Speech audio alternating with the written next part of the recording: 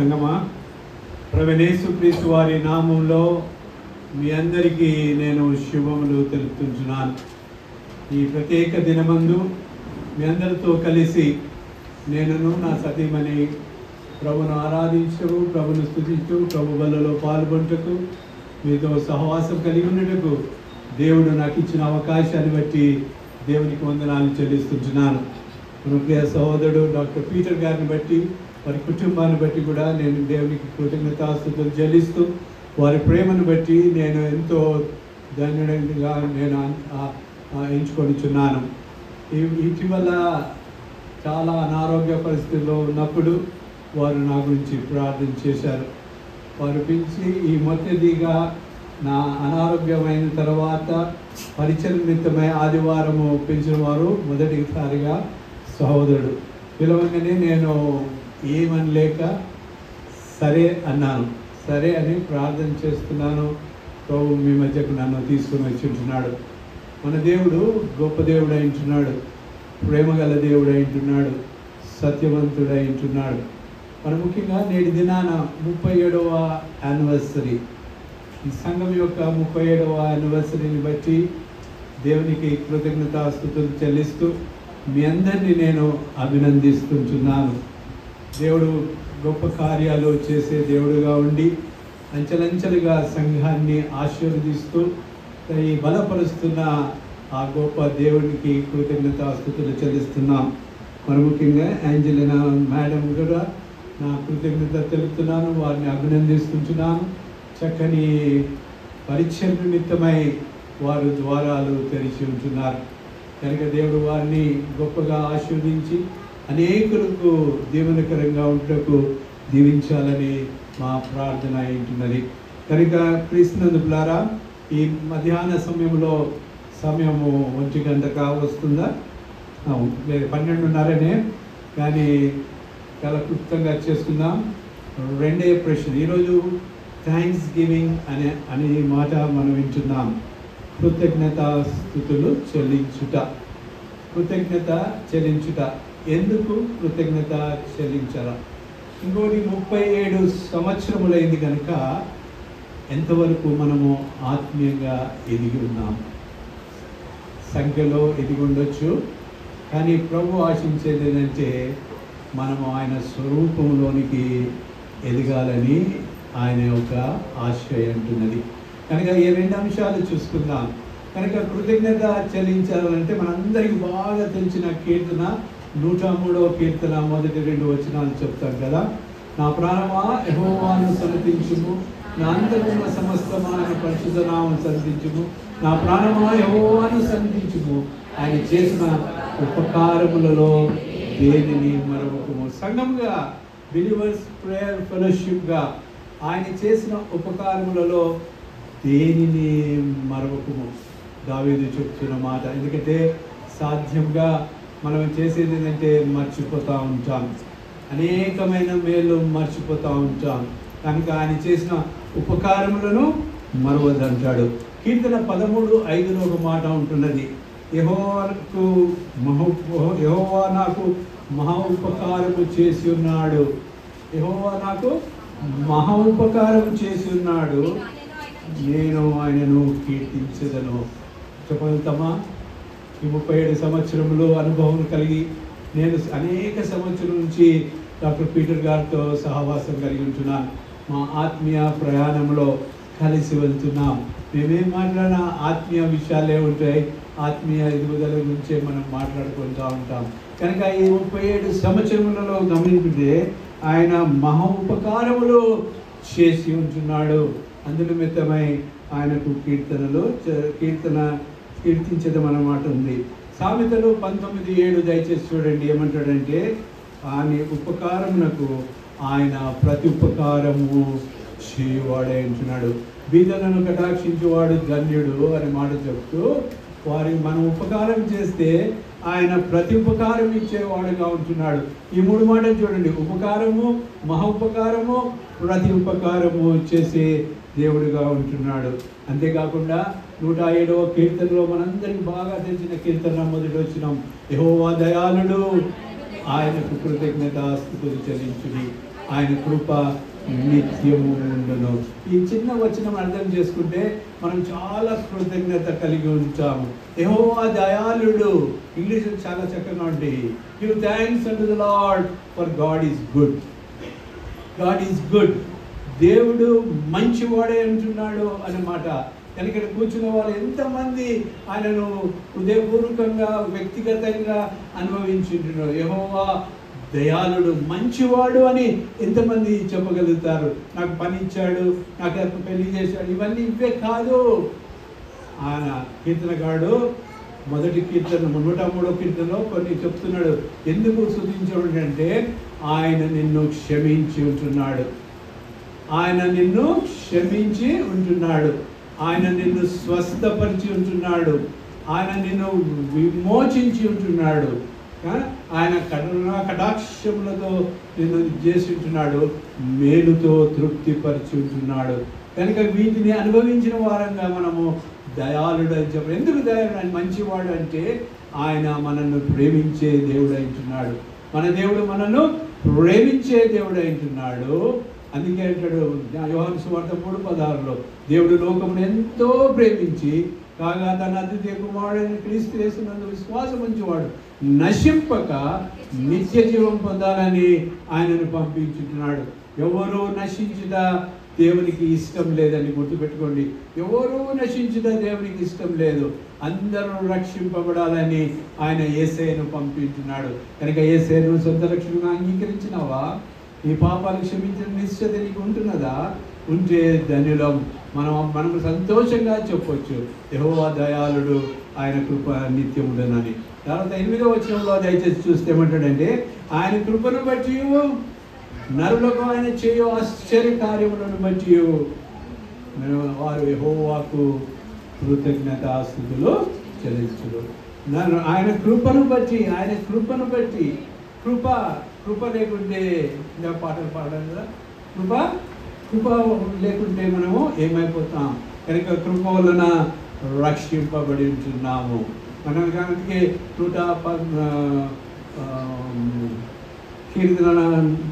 115వ కీర్తన అంటాడు, మాకు కాదు యెహోవా, మాకు కాదు, నీ కృపా సత్యములను బట్టి నీ నామముకే మహిమ కలుగును గాక. నీ కృపను బట్టి మేము రక్షించబడినాం, సత్యమును బట్టి స్వతంత్రులుగా చేయబడుతున్నాం. కనుక we have to be thankful to the lord for what he has done in our life. వ్యక్తిగతంగా సంఘ జీవితంలో దేవుడు చేసిన కార్యములను బట్టి ఆయనకు కృతజ్ఞతాస్తుతులు చెల్లించాలి. కృతజ్ఞత చెల్లించేది యేసయ్యకు చాలా ఇష్టం. మనం చెల్లిస్తే ఆయన చాలా సంతోషపడే ప్రభు దేవుడు అంటున్నాడు. ఆయన 10 మందిని స్వస్థపరిచి ఒక ప్రశ్న వేసినాడు, 9 మంది ఎక్కడ? 9 మంది ఎక్కడ? 10 మంది కదా స్వస్థత పొందినారు. అయితే ఒక్కడివే వచ్చినావు, 9 మంది ఎక్కడ? మనం ఏ గుంపులో ఉన్నాం? ఒక్కటిలో ఉన్నామా, 9 మందిలో ఉంటున్నామా? చాలాసార్లు 9గా ఇది మామూలే చేశాడు వెళ్ళిపోతూ ఉంటాం. కానీ అట్ట కాదు ఆయనను. కనుక 5 కారణాలు చూద్దాం ఎందుకు మనం దేవునికి కృతజ్ఞతాస్తుతులు చెల్లించాలి. మొదటిగా మొదటి దశలోనికి రాసిన పత్రిక 5వ అధ్యాయం 16వ వచనంలో ఈ రీతిగా రాయబడింది, ప్రతి విషయమునందరూ కృతజ్ఞతాస్తుతులు చెల్లించుడి, ఇలాగు చేయుట క్రీస్తు యేసునందు మీ విషయంలో దేవుని చిత్తమై ఉంటున్నది. ప్రతి విషయంలో దేవుని కృతజ్ఞత. In all circumstances give thanks unto the lord. 37 సంవత్సరములు నడిపించిన దేవుడు దాన్ని బట్టే కాదు, ఇంకా ముందు మనల్ని నడిపించే దేవుడు ఆ దేవుడు అంటున్నాడు. మనల్ని కాపాడే దేవుడు, మనల్ని నడిపించే దేవుడు, కొనుకడు నిద్రపోడు. అలాంటి దేవుడిని బట్టి మనం ఏంటంటే ఎల్లప్పుడూ ఆయనను స్తుతించాలా. That is the will of God. దేవుని చిత్తము. మనం ఆయన కృతజ్ఞతాస్తుతులు చెల్లించాలి. కనుక హృదయపూర్వకంగా నేటి దినమున మనం అందరం కలిసి ఆయన ఆలయంలో చేరి ఉంటున్నాము. ఆయనకు కృతజ్ఞత. Thank you lord, thank you for your goodness అన్నమాట. తర్వాత 75వ కీర్తన 1వ వచనంలో అంటాడు, దేవా మేము నీకు కృతజ్ఞతాస్తుతులు చెల్లించుచున్నాము, నీవు సమీపముగా ఉన్నావని. నువ్వు సమీపంగా ఉన్నావు. ఆయన మనకు సమీపంగా ఉండే దేవుడు అంటున్నాడు. ఆయన నామం మనకు సర్వ సమీపంగా ఉండే దేవుడు. అందుకే మొరపెట్టుము, నేను నీకు ఉత్తరం ఇస్తానని చెప్తున్నాడు. కనుక అలాంటి దేవుడిని మనం ఏంటంటే మనము ఆయనకు కృతజ్ఞత. నువ్వు నాకు సమీపంగా ఉన్నావు, ఎవరు లేకున్నా, నా తల్లి లేకుండా తల్లిని మర్చిపోయినా ఎవరు మర్చినా నువ్వు మరవని దేవుడు నువ్వు అయింటున్నావు, మమ్మల్ని కాపాడించున్నావు. అందుకే నీకు కృతజ్ఞతాస్తుతులు చెల్లిస్తున్నాను. 145వ కీర్తన 18వ వచనం అంటాడు, తనకు మొరపెట్టు వారికి అందరికీ, తనకు నిజముగా మొరపెట్టు వారికి యెహోవా సమీపముగా నుండును. కనుక మనం మొరపెట్టినప్పుడు ఆయన మన సమీపంగా ఉండే దేవుడు అంటున్నాడు. తర్వాత 98వ కీర్తన 1వ వచనం, యెహోవా ఆశ్చర్యకార్యములు చేయుచున్నాడు, ఆయనను గూర్చి కొత్త కీర్తన పాడుడి. యెహోవా ఆశ్చర్యకార్యములు చేయుచున్నాడు. చూడండి, ఇలాంటి దినములలో దేవుడు తన బిడ్డలు నడిపించే విధానమే వేరేగా ఉంటుంది. లోకంలో పరిస్థితులు వేరేగా ఉన్నాయి. అయినప్పుడు ఆయన ఆశ్చర్యరీతిగా ఆయన నడిపిస్తూ ఉంటున్నాడు. ఆనాడు ఇశ్రాయేలు ప్రజలను నడిపించిన దేవుడు ఆయన చేతితో వారిని నడిపించాడు. ఈరోజు మన హృదయంలో ఉండి మనల్ని నడిపిస్తుంటున్నాడు. ఆయన మనల్ని కాపాడుతున్నాడు. కనుక ఆయన చేసిన ఆశ్చర్య కార్యములను బట్టి మనం కొత్త కీర్తన పాడాలి. 4వదిగా చూసినప్పుడు మొదటి దినవృత్తాంతములు 29వ వచనంలో, దయచేసి 29వ అధ్యాయం 12-14 వచనం గమనిస్తే, ఐశ్వర్యమును గొప్పతనమును నీ వలన కలుగును.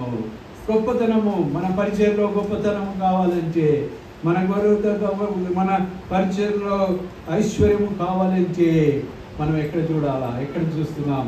దేవుణ్ణి చూస్తున్నాం. సహోదరుడు ఆయన పరిచయంలో ఏ మనుషుల వైపు చూడక, ఏ మనుషుల వైపు చేయి చాపక, ఎలాంటి మనుషుల మీద ఆశించకుండా ఎక్కడి నుంచి వస్తుంది కదా?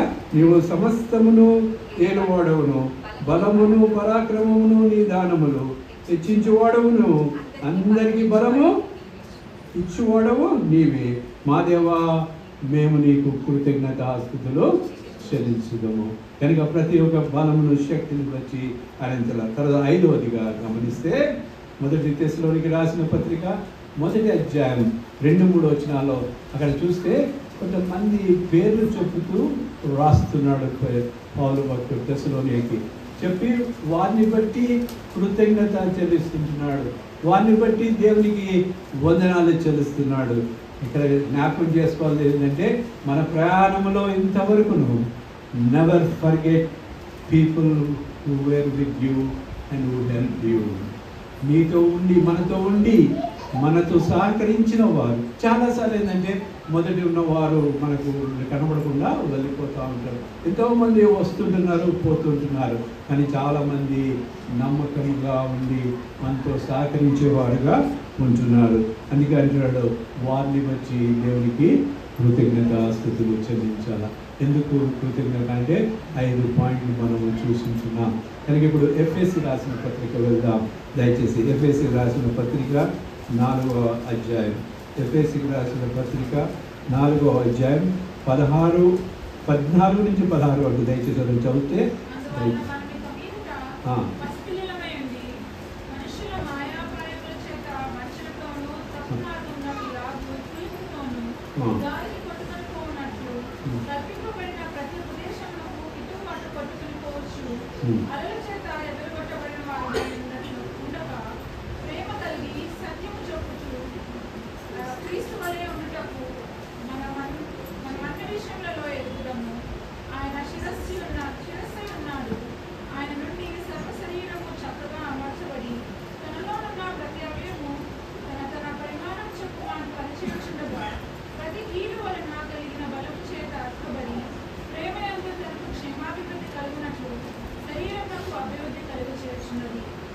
శరీరమునకు అభివృద్ధి కలుగజేయుచున్నది. ఇక్కడ 14 గమనిస్తే, అందువలన ఇంకా మీదట పసిపిల్లలమై అటు ఇటు గాలికి చెదరగొట్టు అవే ఉండక ఏమంటున్నాడంటే, ప్రేమ కలిగి సత్యము చెబుతూ క్రీస్తు వలె ఉండటకు మనం అన్ని విషయములలో ఎదుగుదుము. Let us grow into the image of Christ Jesus. అన్ని విషయములలో క్రీస్తు వలె ఎదుగుదుము. కనుక సంఘం, అందుకే కింద అంటాడు ఆయన శిరసై ఉన్నాడు, ఆయన నుండి సర్వ శరీరము చక్కగా అమర్చబడి తనలో ఉన్న ప్రతి అవయము తన పరిమాణము చొప్పున పని చేయుచుండగా ప్రతి కీలు వలన కలిగిన బలము చేత అతకబడి ప్రేమయందు తనకు క్షేమాభివృద్ధి కలుగునట్లు శరీరమునకు అభివృద్ధి కలుగ చేస్తుంటున్నది. కనుక క్రీస్తులారా సంఘము క్రీస్తు శరీరము, క్రీస్తు సంఘమునకు శిరస్సు ఉంటున్నాడు. కనుక ఎప్పుడైతే సంఘము శిరస్సుత్వం కింద ఉంటుందో మనము ఏం చేస్తామంటే అన్ని అవయాలు పనిచేస్తాయి. అన్ని అవయాలు పనిచేసినప్పుడు శరీరము అభివృద్ధి జరుగుతుంది.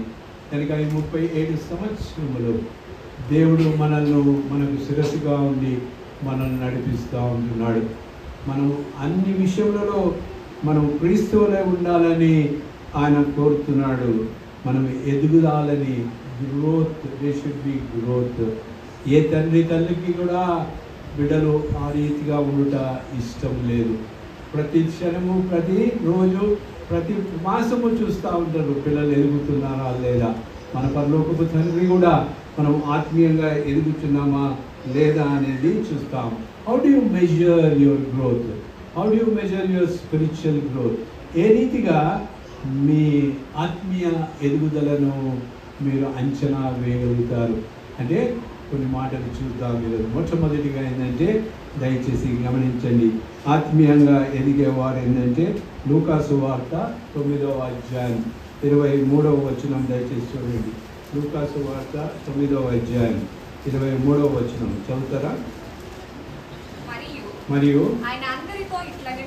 అందరితో ఆయన ఇట్లా యేసయ్య చెప్పిన మాట, అందరితో ఇట్లా నేను ఎవడైనను నన్ను వెంబడింపగోరినెడల తన్ను తాను ఉపేక్షించుకొని ప్రతి దినము తన సిలువను ఎత్తుకొని నన్ను వెంబడింపవలెను. ఆత్మీయంగా ఎదిగే బిడ్డలు ఎట్లంటే దే విల్ డినై దెమ్సెల్ఫ్, తమ్ము తాము ఉపేక్షించుకునే వారిగా ఉంటారు. పౌలు అంటాడు నేను దినదినము చనిపోతున్నాను అంటాడు. మొదటి కొరింథీ 15:31 ఐఎమ్ డైయింగ్ డైలీ అంటాడు. డినయింగ్ అంటే కూడా అంతే, మనము ప్రభు నిమిత్తమై చనిపోయే వారంగా ఉండాలన్నమాట చూస్తుంటున్నాం. కనుక what must be denied in life, మన జీవితంలో ఏది ఉపేక్షించుకోవాలనేది ఒక్కొక్కరి జీవితంలో ఒక్కొక్కటి ఉంటుంది. నా జీవితంలో ఒకటి ఉండొచ్చు, మీ జీవితంలో ఒకటి ఉండొచ్చు. ఉదాహరణకి మనం బైబిల్ గ్రంథంలో చూస్తే యేసు ప్రభు దగ్గరికి ఒక యవనస్తుడు వస్తాడు, చాలా ధనవంతుడైన యవనస్తుడు వస్తాడు. వచ్చి అయ్యా నేను ఏమి చేయాలా పరలోక రాజ్యం చేయాలంటే, అయ్యా నువ్వు వెళ్ళి నీకు కలిగిన ఆస్తినంతా అమ్మి వేసి రమ్మంటాడు. అంటే ఆయన చాలా ధనవంతుడు కనుక ఆయన ఏం చేస్తున్నాడంటే ఆయన ధనవంతుడు కనుక వాటిని విడిచిపెట్టారు. ఆయనకి ఇష్టం లేక అక్కడి నుంచి వ్యసనపడి వెళ్ళిపోచుంటున్నాడు. కనుక క్రీస్తునందుకులారా ధనవంతులు దేవుని రాజ్యంలో ప్రవేశించ సాధ్యమన్నాడు. ఎందుకంటే ధనమును ఎక్కువగా ప్రేమించేవారుగా ఉంటున్నారు. అయితే అబ్రహాము జీవితంలో దేవుడు ఒక మాట చెప్తున్నాడు. చూడండి, ఆదికాండము 22వ అధ్యాయం 2వ వచనము. అక్కడ ఏమంటున్నాడు దయచేసి చూడండి.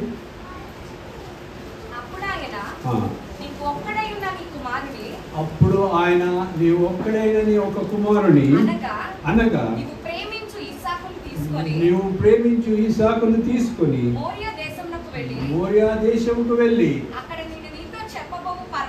నేను మీతో చెప్పబో పర్వతం మీద దహన బలిగా ఇవ్వమంటున్నాడు. అబ్రహాములకు ఇలాంటిది ఉపేక్షించుకోవాలా, సొంత కుమారుని ఉపేక్షించుకోవాలా, వదిలిపెట్టాలా. నీ ఏకైక కుమారుడు, నువ్వు ఎక్కువగా ప్రేమించే కుమారుడు. అంటే అబ్రహాము మొదటి నుంచి దేవునికి మాట వింటూ దేవునికి విధేయతను చూపిస్తూ ఆయన ఇంటిని వదిలిపెట్టినప్పుడు ఇంటిని వదిలిపెట్టి అందరిని వదిలిపెట్టి వచ్చినప్పుడు చిన్నవాటిలో ఆయన నమ్మకంగా ఉన్నప్పుడు పెద్దవాటిలో ఆయన నమ్మకంగా ఉండగలిగించున్నాడు. క్రీస్తునందుకులారా మనం కూడా ఆత్మీయ జీవితంలో మనను కూడా ఉపేక్షించవలసినవి చాలా ఉంటున్నవి. కనుక మనం వాటిని ఉపేక్షించినప్పుడు ప్రభును వెంబడించే వారంగా ఉంటాం. చాలా ప్రేమించే వాటిని ప్రభు వదిలిపెట్టమంటాడు. వాడు నాకంటే మీరు ఎవరిని ఇంకెక్కువగా ప్రేమించొద్దు అని చెప్తుంటున్నాడు. కనుక ఆయన మాట విన్నప్పుడు కనుక ఆత్మీయంగా ఎదిగే బిడ్డలు వారు ఉపేక్షించేవారుగా ఉంటారు, తను తాము ఉపేక్షించుకునే వారుగా ఉంటారు. అది మొదటిది. రెండవది దయచేసి చూడండి, పీస్ విత్ వన్ అనదర్. ఒకరితో ఒకరు సమాధానంగా ఉంటారు, ఒకరితో ఒకరు సమాధానముగా ఉంటారు. దయచేసి 1 కొరింథీయులు రాసిన పత్రిక 3వ అధ్యాయం మొదటి 3 వచనాలు దయచేసి చూద్దాం. 1 కొరింథీయులు రాసిన పత్రిక 3వ అధ్యాయం మొదటి 3 వచనాలు. సహోదరులారా, ఆత్మబంధువులైన మనుషులతో మాట్లాడినట్లు నేను మీతో మాట్లాడలేకపోతే శరీర సంబంధమైన మనుషులైన అనియు క్రీస్తునందు పసిబిడ్డలనియు మీతో మాట్లాడవచ్చును. అప్పటిలో మీకు బలము చాలకపోయినందున పాలతోనే మిమ్మల్ని పంచితిని కానీ అన్నముతో మిమ్మల్ని పెంచలేదు. మీరింకనూ శరీర సంబంధులై ఉండటం వలన ఇప్పుడునూ మీరు బలహీనై ఉన్నారు కారా? మీలో అసూయయు కలహమును ఉండగా మీరు శరీర సంబంధులైన మనుషుల రీతిగా నడుచుకుంటున్నారు కారా? 4వ వచనం. ఒకడు నేను పౌలు వాడను, మరి ఒకడు నేను అపోలో వాడను అని చెప్పున్నప్పుడు మీరు ప్రకృతి సంబంధులైన మనుషులే కారా? అపోలో ఎవడు, పౌలు ఎవడు? పరిచారకులే కదా. ఒకరికొకరు ప్రభువు అనుగ్రహించిన ప్రకారము వారి ద్వారా మీరు విశ్వసించుదురి. నేను నాటిదిని, అపోలో నీళ్లు పోసెను, వృద్ధి కలిగజేసిన వాడు దేవుడే. కనుక క్రీస్తునందు కూడా mature people will give up anything for the sake of piece. ఆత్మీయంగా ఎదిగిన బిడ్డలు సమాధానం నిమిత్తమై ఏదైనా వారు పోగొట్టుకోగలుగుతారు. మంచి ఉదాహరణ మనం దయచేసి బైబిల్ గ్రంథంలో చూస్తే అబ్రహాము, లోతు జీవితాల్లో మనం చూస్తాం. అబ్రహాము, లోతు జీవితాలలో వారికి ఒక సమస్య వచ్చింది. వారు పనివారు పోట్లాడుకుంటున్నారు. ఎందుకంటే వారు పశువుల వల్ల వచ్చిన సమస్య వలన వారు పోట్లాడు. అప్పుడు అబ్రహాము చెప్పిన మాట ఏంటంటే, అయ్యా లోతు, నువ్వు ఏమి కావాలో అది నువ్వు మొట్టమొదటిగా తీసుకో, మిగిలినది నేను తీసుకుంటానన్నాడు. కనుక లోతు ఆ రీతిగా తీసుకున్నాడు.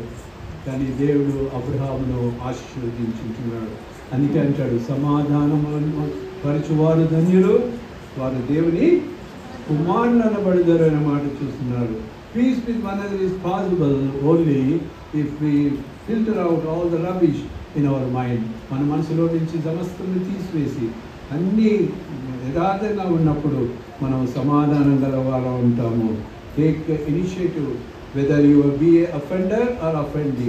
నిన్ను ఒకవేళ గాయపరిచినా, నువ్వు గాయపరిచినా దయచేసి ఆ మొదటి మా స్టెప్ మనం తీసుకోవాలి. అందుకే మత్తయి సువార్త 4వ అధ్యాయంలో దయచేసి చూడండి. మత్తయి సువార్త 4వ అధ్యాయం 23, 24 వచనాల్లో అంటాడు.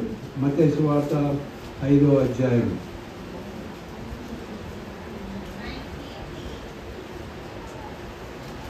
నీవు బలిపీఠంలో అర్పణను అర్పించుచుండగా నీ మీద నీ సహోదరునికి విరోధం ఏమైనా అక్కడ నీకు జ్ఞాపకం వచ్చినాడలా, అక్కడ బలిపీఠం వద్దని నీ అర్పణ విడిచిపెట్టి మొదట వెళ్ళి నీ సహోదరునితో సమాధాన పడము, అటు తర్వాత వచ్చి నీ అర్పణ అర్పించుము.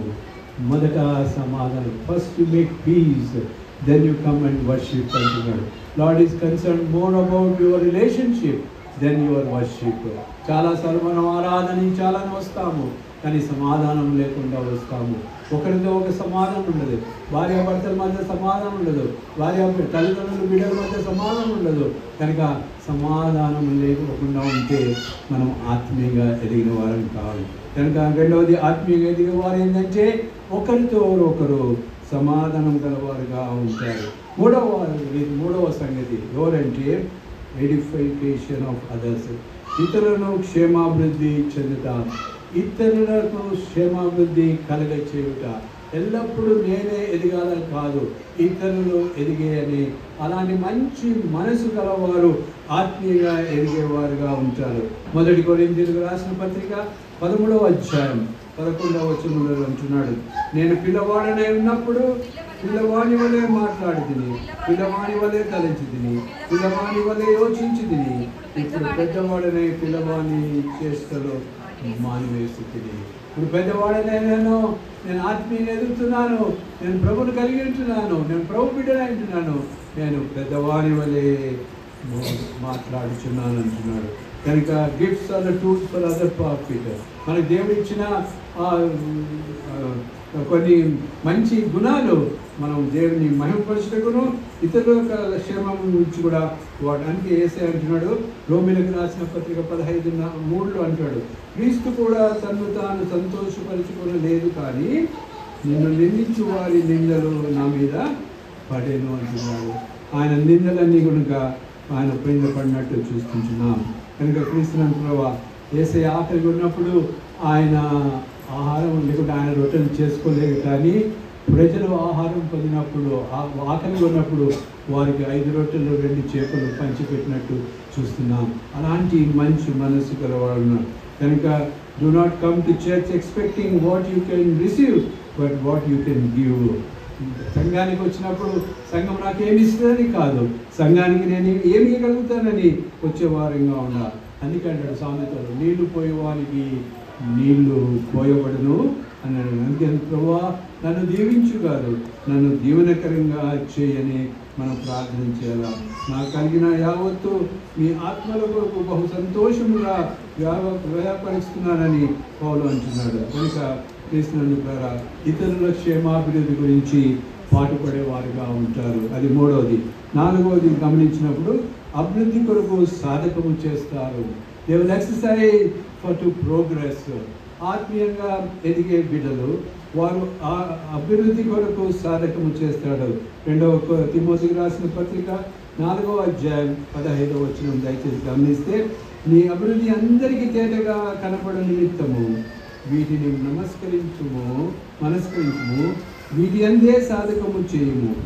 మాటల్లోనూ ప్రవర్తనలోను ప్రేమలోను విశ్వాసంలోను పవిత్రతలోను విశ్వాసులకు తగినట్టుగా మాదిరిగా ఉండమంటాడు. కనుక చాలాసార్లు మనం అందరికీ మాదిరిగా ఉండాలని ప్రయత్నం చేస్తుంటాం, కానీ ఇక్కడ ఏమంటే సంఘంలో విశ్వాసులకు మనం మాదిరిగా ఉండాలి. ఏంటంటే మన మాటలలో మాదిరిగా, మన ప్రవర్తనలో మాదిరిగా ఉండాలా. ప్రేమలోను విశ్వాసంలోను పవిత్రతలోను మనము మాదిరిగా ఉండాలని చెప్తున్నాం. అందుకే పౌలు అంటాడు, చదువుట ఎందును హెచ్చరించుట ఎందును బోధించుట ఎందును జాగ్రత్తగా ఉండమన్నాడు. నీలో ఉన్న వరమును అలక్ష్యము చేయకమంటున్నాడు. చేయుటకు నీ చేతికి వచ్చి పనిని నీ శక్తి కొలది చేయమని చెప్తున్నాడు. కనుక క్రీస్తు మనం అది 4వది. 5వది సత్యమును వివేచించెదరు. ఆత్మీయంగా ఎదిగే వాళ్ళు సత్యమును వివేచించేవారుగా ఉంటారు. దయచేసి restore to the art of Bible meditation, spend some sufficient time to think on passage of God's word. దేవుని వేరే క్రైస్తవులు అక్కడ ఎంత వారు దేవుని వాక్యాన్ని చదివి గ్రహించి వారు అందరికైనా మంచిగా గ్రహించే బిడ్డలుగా ఉంటున్నారు. కనుక దేవుని వాక్యమును చదివి గ్రహించి దాన్ని అర్థం చేసుకునే వారంగా ఉండాలని ఆశిస్తుంటున్నాడు. కనుక సత్యమును వివేచించే బిడ్డలుగా మనం ఉండాలని అది మనం చూస్తుంటున్నాం. 6వదిగా చూస్తే ఇతరులను మెచ్చుకుంటాము. మనం ఇతరులను మెచ్చుకుంటాము. ఆత్మీయంగా ఎదిగే వారము ఇతరులను మెచ్చుకునే బిడ్డలుగా ఉంటామని చూస్తున్నాము. Peter appreciated Paul. పేతురు పౌలును ఆయన మెచ్చుకున్నట్టు చూస్తున్నాం. 2వ పేతురు 3:15-16 చూస్తాం. People will grow by appreciation. ప్రజలు ఎదుగుతారు ఎప్పుడైతే నువ్వు వారిని మెచ్చుకుంటావో వారు ఎదుగుతారు. కనుక కరెక్షన్ ఓన్లీ ఆఫ్టర్ అప్రిషియేషన్. ఎవరైనా సరిచేయాలంటే మొట్టమొదటిగా వారిని మెచ్చుకొని తర్వాత చేయాలి. అందుకే మనం చూస్తాం ప్రకటన గ్రంథంలో 7 సంఘాలలో కూడా ఏంటంటే ప్రతి సంఘానికి మొదట వారిని మెచ్చుకుంటున్నాడు. మీ సంఘంలో ఇది బాగుంది, కానీ మీలో ఒకటి కొదువుగా ఉందని చెప్తా ఉంటున్నాడు. కనుక ఆ రీతిగా నేర్చుకునే వారంగా ఉండాలా. తర్వాత ఆఖరిగా ఏంటంటే growth in to the fatherhood. తర్వాత మనం ఏంటంటే దేవుని తండ్రి యొక్క స్వభావమునకు మనము ఎదిగే వారంగా ఉంటాము. అందుకంటాడు మొదటి యోహాను రాసిన పత్రిక 2:12-14 అంటున్నాడు, చిన్నపిల్లలారా మీ పాపములను క్షమింపబడినవి, మీరు దేవుని ఎరిగి ఉంటున్నారు కనుక నేను మీకు రాయించున్నాను అంటున్నాడు. యవనస్తులకు అంటున్నాడు, మీరు బలవంతులై ఉంటున్నారు, మీరు దేవుని వాక్యం ఎరిగి ఉంటున్నారు, నేను మీకు రాయించున్నాను అంటున్నాడు. కనుక క్రీస్తునందు పిల్లారా, మనం ఆత్మీయంగా ఎదిగే కొలది ఏంటంటే మనము యవనస్తులను విషయంలో మనము శ్రద్ధ కలిగి ఉండాలా. వారికి ఎదిగే కొలది వారిని గమనించుకుంటూ ఉండాలా, వారి తప్పులను సహించుకుంటూ ఉండాలా, వారికి బాధ్యతను అప్పగించుకుంటూ ఉండాలా, వారికి ప్రాక్టికల్ లెసన్స్ కూడా మనం ఇస్తూ ఉండి క్రైస్తవ పరిచయంలో వారు ముందు సాగి వెళ్ళుటకు దేవుడు మనకు కృప చూపించును గాక. కనుక క్రీస్తునందు ఈ మాటలను బట్టి మన ప్రశ్న, నువ్వు క్రీస్తు చేస్తున్నందు ఎదుగుతున్నావా లేదా? ఎదిగే వారికి ఏమి ఉండాలని చెప్పినా మొదటిగా ఏంటంటే వారు తమను తాము ఉపేక్షించుకుంటారు.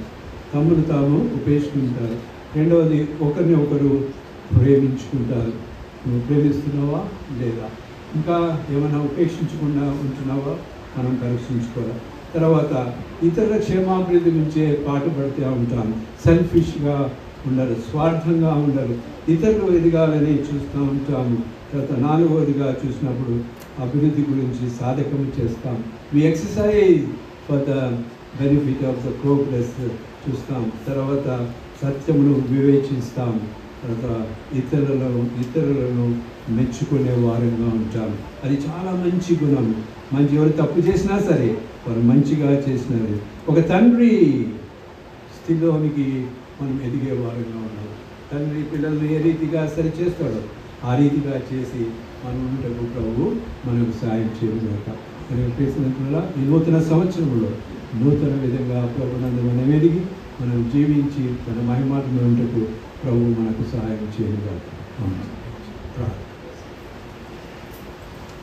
ప్రేమగల మా పల్లకపు తండ్రి, జీవంగల మా గొప్ప దేవ, మా ప్రభును మా రక్షకును మీ ప్రియకుమారుడైన యేసుక్రీస్తు వారి దివ్యనామమున ఈ మధ్యాహ్న సమయంలో తండ్రి ప్రభా దేవుల్ బిలీవర్స్ ప్రేయర్ ఫెలోషిప్లో తండ్రి ప్రభా మేమందరం కలిసి 37 సంవత్సరంలో తండ్రి ప్రభా మీరు నడిపించిన విధానాన్ని బట్టి మీకు కృతజ్ఞతాస్తుతులు చెల్లిస్తూ ప్రభా తండ్రి ఆత్మీయంగా తండ్రి మేము ఎదగాలని ఆశ